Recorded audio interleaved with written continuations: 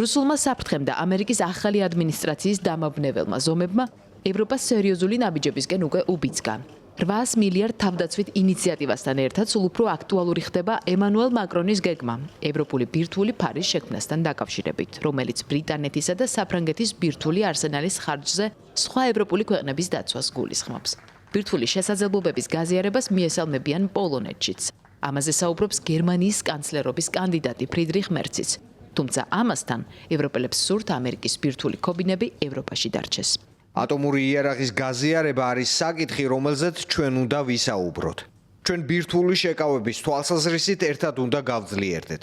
ჩვენ უნდა ვისაუბროთ ორივე ქვეყანასთან, საფრანგეთთან და ბრიტანეთთან, ასევე ამერიკული ბირთვული ფარის თვალსაზრისითაც, რომლის შენარჩუნებაც, რა თქმა უნდა, გვსურს.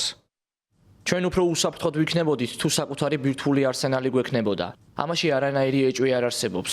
ჩვენ ვხედავთ რა მოხდა ახლა უკრაინაში. ის თავდასხმის მსხვერპლი გახდა, რადგან დაკარგა თავისი ბირთვული იარაღი.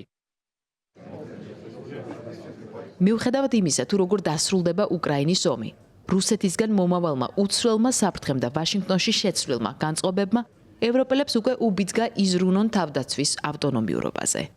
რაც შესაძლოა ევროპაში ახალი თავდაცვითი მექანიზმების საფუძვლადაც კი იქცეს.